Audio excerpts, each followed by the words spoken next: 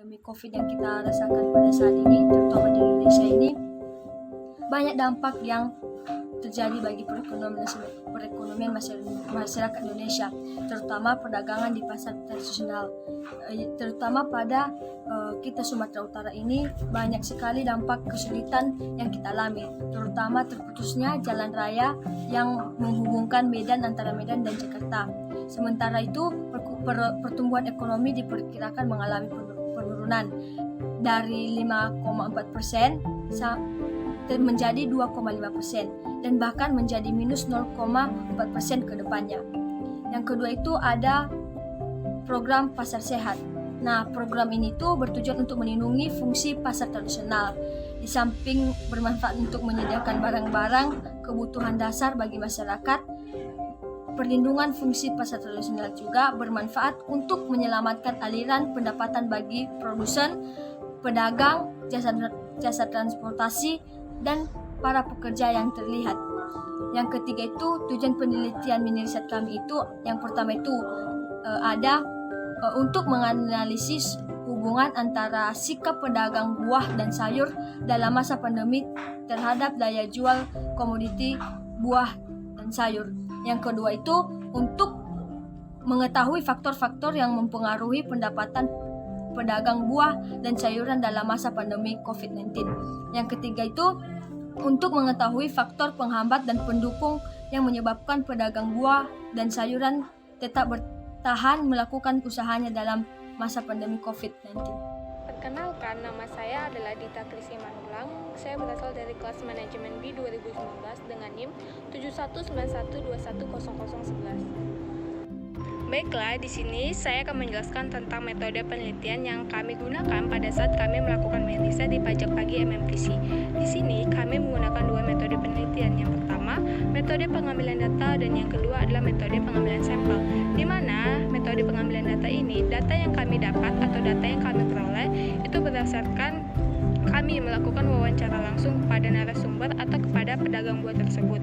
Nah, kami menanyakan pertanyaan yang sudah disusun sebelumnya dalam bentuk responden. Dan wawancara yang kami lakukan tetap mengikuti protokol kesehatan karena kami melakukan wawancaranya pada saat masa pandemi COVID-19. Dan yang kedua ada metode pengambilan sampel. Metode yang digunakan dalam pengambilan sampel adalah simple random sampling 15% dari jumlah populasi yang ada. Jumlah populasi yang diambil secara acak sebanyak 22 responden pedagang buah dan sayur di Pajak Pagi MMTC. Kenalkan, nama saya Yuni Fevayanti Manulang, NIM 71935100049, kelas manajemen B 2019. Di sini saya akan membahas tentang hasil dan pembahasan. Yang pertama yaitu umur responden. Pasar Pagi MMTC Pancing, jumlah responden dipilih untuk mewakili seluruh populasi pedagang kios yang ada di pasar tersebut. Variabel yang diamati dan diukur di penelitian ini adalah karakteristik usia, tingkat pendidikan, jumlah tanggungan keluarga, jenis komoditi, lama jam kerja, modal, dan juga pendapatan. Data hasil penelitian kami sajikan dalam bentuk tabel dan grafik. Analisis data yang digunakan adalah secara deskriptif kualitatif, yaitu mendeskripsikan fenomena-fenomena yang terjadi dan dampak virus corona atau COVID-19 terhadap pendapatan responden. Ini adalah tabel dari kelompok responden berdasarkan kelompok umur. Kami dapat yaitu usia produktif dalam bekerja dengan tidak mengutamakan latar belakang pendidikan dimulai dari umur 15 tahun sampai 40 tahun. Hal ini dilihat dari tingkat kegesitan dan kegigihan responden dalam bekerja. Keragaman umum responden dilihat dari keterkaitannya dengan keputusan responden dan melakukan pekerjaannya. Tabel yang pertama menunjukkan ada sebanyak 13,64% responden berusia 15 tahun sampai 30 tahun. 27,27% responden berusia 31 sampai 40 tahun. 27,27% berusia 41 tahun sampai 50 tahun. 22,73% responden berusia 51 tahun sampai 60 tahun. Dan 9,09% responden berusia di atas 60 tahun. Data ini memperlihatkan bahwa Responden didominasi oleh umur berusia 31 tahun sampai 40 tahun dan jumlahnya sama dengan responden yang berusia 41 tahun sampai 50 tahun. Yang artinya, sebagian besar responden masuk dalam kategori usia produktif yang mendukung mereka untuk melakukan kegiatan pemasaran komoditi mereka. Perkenalkan, nama saya Marta Simbolon, kelas manajemen B 2019, NIM 71952510005. Sebelum pandemi, para pedagang memulai aktivitasnya sekitar jam 3 subuh sampai dengan jam 6 sore ataupun jam 7 malam.